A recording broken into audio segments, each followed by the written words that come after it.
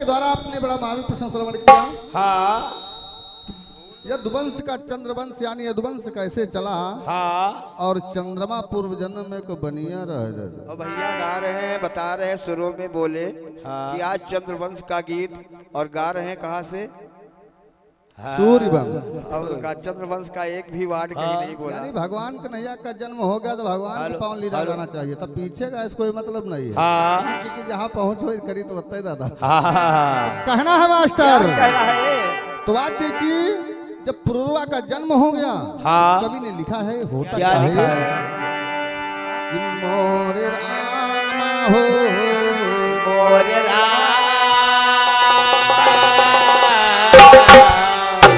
कथा यही भांति बढ़ी रामा, कथा यही भांति बढ़ी रामा। अरे लगाया के काई के हार कथा यही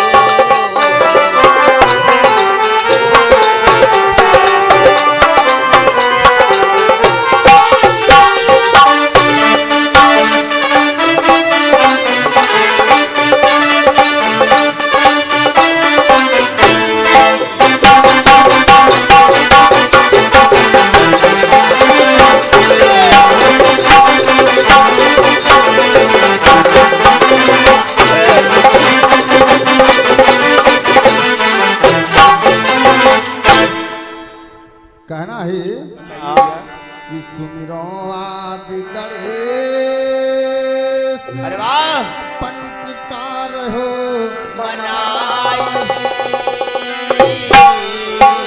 ये भैया सैलानी का सुमेरी कथाया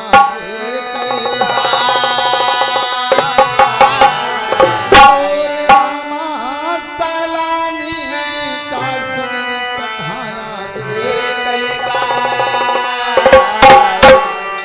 कठवारे की मात चंदिका और लजिया कठवारे की मात चंदिका और लजिया तुम्हारे और धीरे धीरे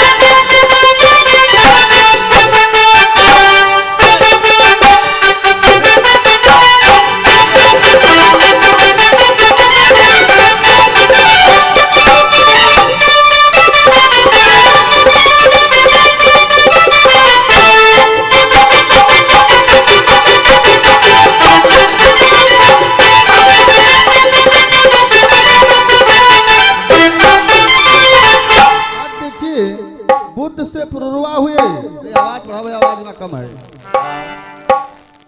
हेलो, तो आज देखिए, जब पुरुरवा बड़ा रूप का आगर था, बहुत सुंदर था, तो एक दिन की बात है तो होता क्या है।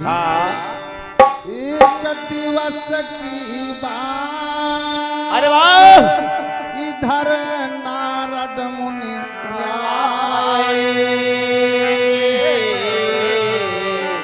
देवतन के दरबार पहुंच गए तुरंत। सारा रूप पुरवा केरा और कहे नारद समझा और जब सुनी उर्वशी है पाई जब सुनी उर्वशी है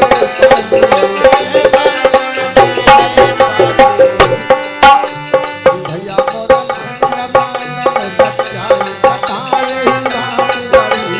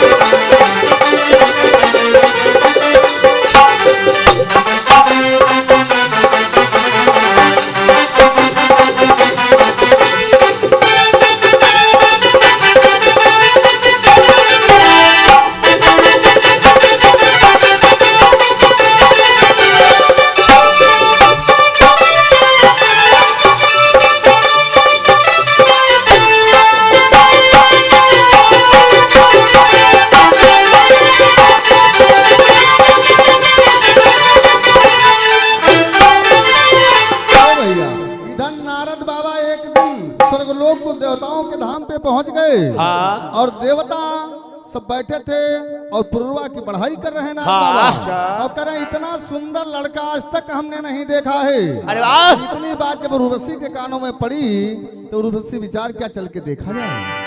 तो आज देखिए उर्वशी पावन धरा पे आती है तो कवि का कहना है चली उर्वशी तुरंत मिली है पुरवा से जाई अरे दोनों लड़ गए नैन सगाई हो गए दादा दोनों लड़ गए नैन सगाई हो गए तो ये दिवस मा कही पुरवा और तब उर्वशी को समझा अपन बिहार करना हम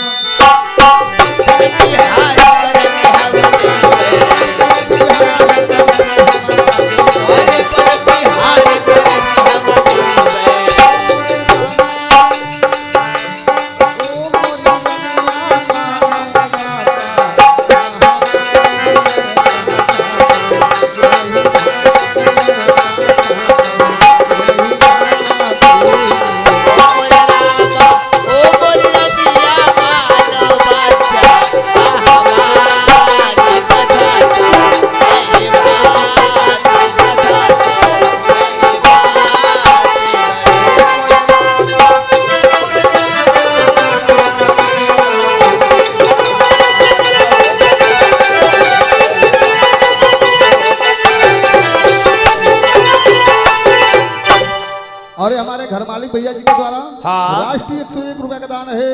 बोलिए कन्हैया भगवान की। ये डॉक्टर राम प्रकाश बड़े भैया गाजीपुर की पावन धरती से राष्ट्रीय 101 रुपए का दान है। बोलिए मुरलिया वाले की जय हो। तो आज उर्वशी और पुरवा की सगाई हो गई। समय बीतता गया तो एक दिन पुरवा उर्वशी से कहा कि वन विहार करने की इच्छा कर रही है। तो आज पुरवा और उर्वशी वन विहार करने को जाते हैं तो देखिए मार्ग में होता क्या है। क्या होता है? वन विहार करने चले दोनों हैं भाई और पहुँच विपिन माँ जाई बेदयस रहे मोरे रामा पहुँच विपिन माँ जाई बेदयस रहे और मौज बहार विपिन मालूटे और मनमा खुशी अपार और धीरे धीरे आगे बढ़े धीरे धीरे आगे बढ़े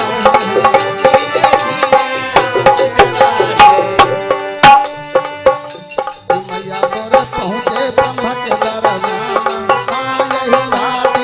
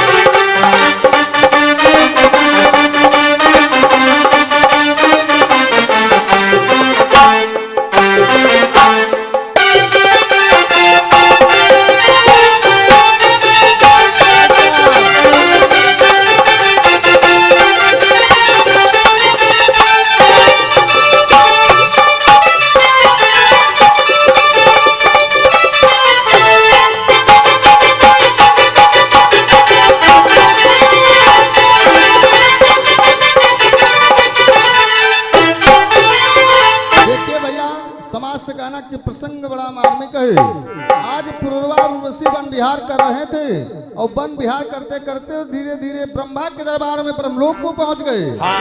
और वहां पे जब पहुंच गए तो वहां पर देखे पुरुरवा देखता क्या है? पहुंच गए ब्रह्मलोक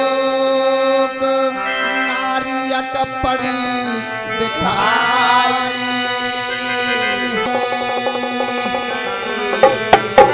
और देख नारी का रूप पुरुरवा गवा लुभा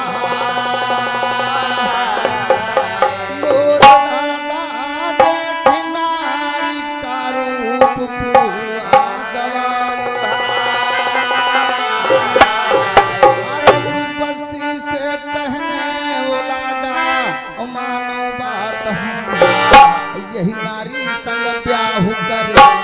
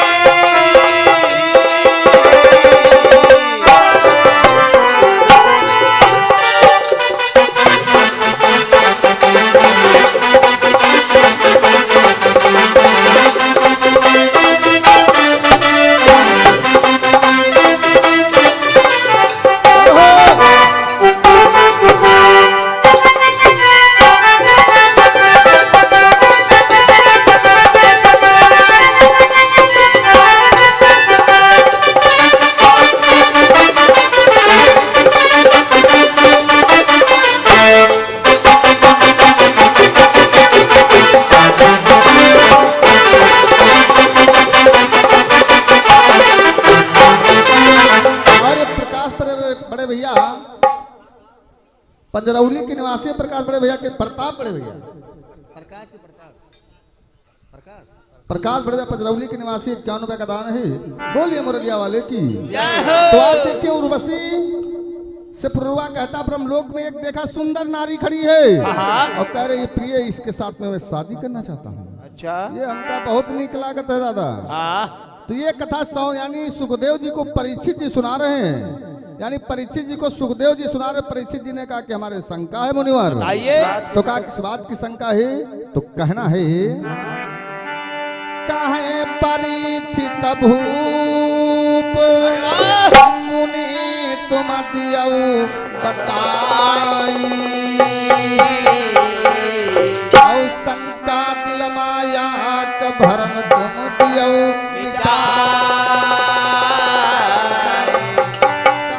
सुखदेव जी कौन है शंका और दीजे मोहि बता। तो देखिए परीक्षित जी कहते क्या हैं? क्या कहते? अरे वही नारी का नाम बताओ, वही नारी का नाम बताओ, वही नारी का नाम बताओ, वही नारी का नाम बताओ।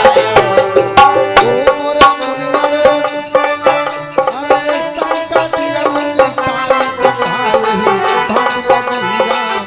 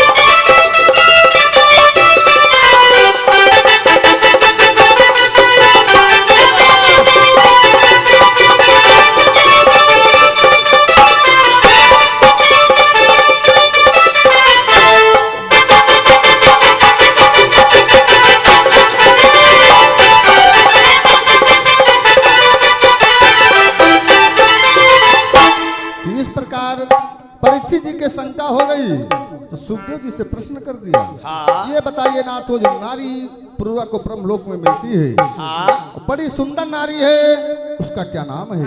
क्या नाम समय है? संकेत कर रही है। तो अगले टर्न में गीत बढ़ा जाएगा। इसे कवि का कहना है हाँ।